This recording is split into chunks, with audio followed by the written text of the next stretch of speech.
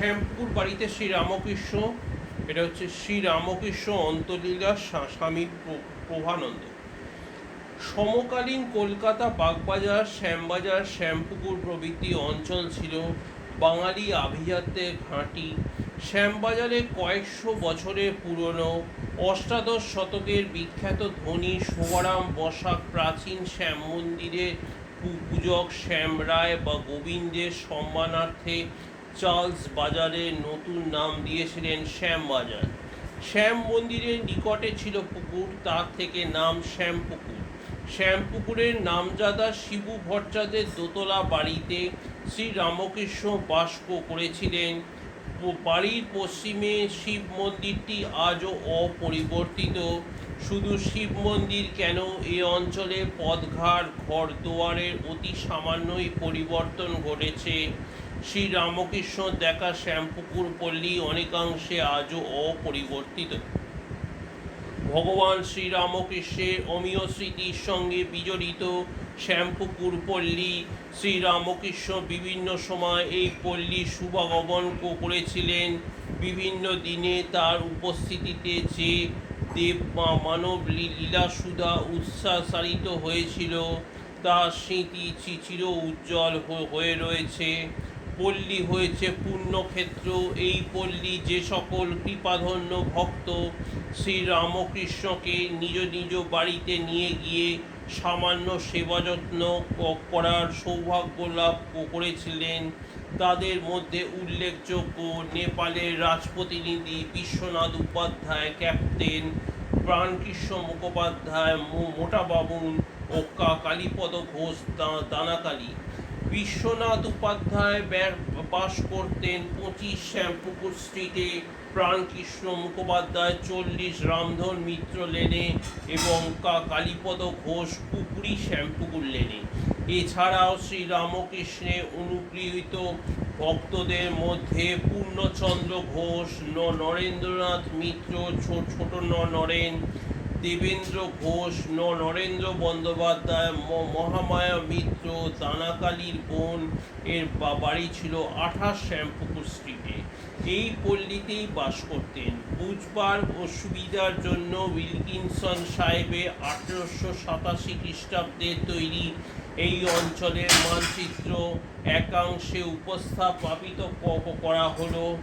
2 নম্বর মানচিত্র দ্রষ্টব্য। তাছাড়াও শ্রীরামকৃষ্ণের স্মৃতি ও সঙ্গে বিজড়িত হয়ে রয়েছে শ্যামবাজারের বিদ্যাসাগর স্কুল। তখন এই স্কুলের নাম ছিল মেট্রোপলিটন স্কুল। শ্যামবাজার ব্রাঞ্চের ঠিকানা 100 শ্যামবাজার স্ট্রিট।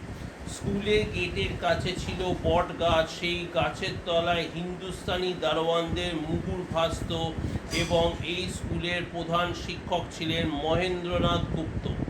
এ সকল বিষয়ের চাইতে অনেক বেশি গুরুত্বপূর্ণ ঘটনা শ্রীরামকৃষ্ণের স্বয়ং এ পল্লীতে বাস করেছিলেন। তার লীলাবিলাসের এক বিশেষ গুরুত্বপূর্ণ অংশ ওখানেই উদ্ঘাটিত হয়েছিল। তিনি 55 শ্যামপুকুর স্ট্রিটে ভাড়া বাড়িতে এসে উঠেছিলেন শুক্রবার 2 অক্টোবর 1885। প্রাক অন্তলীলা রূপে খ্যাত শ্রীরামকৃষ্ণর এই সময়কার জীবনচর্চা ভক্ত সাধক সকলের কাছেই দুর্লভ সম্পদ। 55 শ্যামপুকুর স্ট্রিটের বাড়ির মালিক ছিলেন গোকুল ভট্টাচার্য। বাড়িটির বর্ণনা করে লীলা প্রসঙ্গকার লিখেছেন, উত্তর মুখে বাড়িটি প্রবেশ করলেই বামে ও দক্ষিণে বসিবার চাতাল ও স্বল্প পরিসর রগ দেখা যাইত। উহা ছাড়াইয়া কয়েক পদ অগ্রসর হইলেই ডাইনে দ্বিতলে উঠিবার সিঁড়ি ও সম্মুখে উঠানের পূর্ব দিকে 2-3খানি ক্ষুদ্র ক্ষুদ্র ঘর।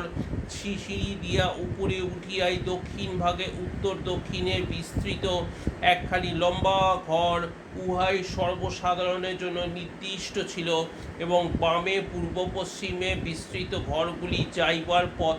উত্তর পথ দিয়া প্রথমে বৈঠকখানা ঘর নামে অভিহিত সুপ্রশস্ত ঘরখানি ঢুকিবার পথ।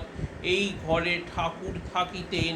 উহার কলকাতা ও দক্ষিণে বারান্দা, তন্মধ্যে উত্তরের বারান্দা প্রশস্ত ছিল, পশ্চিমে ছোট ছোট দুখানি ঘর, একখানিতে ভক্তদিগে কেহ কেহ রাত্রিতে শয়ন করিত এবং অপরখানিতে শ্রী শ্রী মাতা ঠাকুরানীর রাত্রিবাসের জন্য নির্দিষ্ট ছিল। তদ্ভিন্ন সাধারণ নিমিত্ত নির্দিষ্ট ঘরখানি পশ্চিমে স্বল্প পরিসর বারান্দা, ঠাকুরের ঘরে যাইবার পথে পূর্বে পার্শ্বে ছাদে উঠিবার সিঁড়ি ও ছাদে যাইবার দরজার পার্শ্বে 4 হাত আন্দাজ লম্বা ও ঐরূপ প্রশস্ত একটি আচ্ছাদনযুক্ত চাতাল ছিল।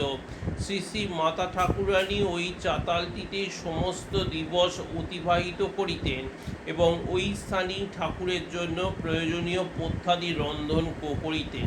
সেই ভাড়া বাড়ি পরিষ্কার পরিচ্ছন্ন করার এবং শ্রীরামকৃষ্ণের বসবাসের উপযোগ্য করার সাজানো গোছানোর দায়িত্ব নিয়েছিলেন প্রতিবেশী দানাকালী।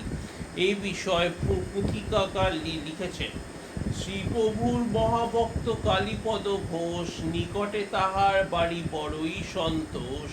যে বাড়ির প্রভুর শ্রীপ্রভু হবে অবসার, অগ্রণী হইয়া কর্মে কইলা পরিষ্কার।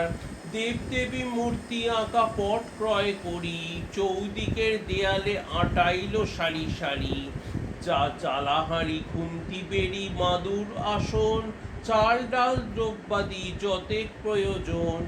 এই সব আয়োজন করিবার তরে লইল সকল ভার নিজের ওপরে। ব্যয় তার যত হয় সকলে যোগান, গিরিশ সুরেন্দ্র মিত্র বসু বলরাম, হরিশ মুস্তাফি নবগোপাল কেদার, চাই ভক্ত রাম দত্ত মহেন্দ্র মাস্টার। এই ভাড়া বাড়ির খরচ সম্বন্ধে লীলা প্রসঙ্গকার লিখেছেন, সুরেন্দ্রনাথ বাটি ভাড়ার সমস্ত ব্যয় একাকী বহন করিয়াছিলেন এবং বলরাম, রাম, মহেন্দ্র, গিরিশচন্দ্র প্রভৃতি সকলে মিলিত হইয়া ঠাকুরের ও তাহার সেবকগণের নিমিত্ত এককালে যাহা কিছু প্রয়োজন হইয়াছিল সেই সমস্ত যোগাইয়া আসিয়াছিলেন।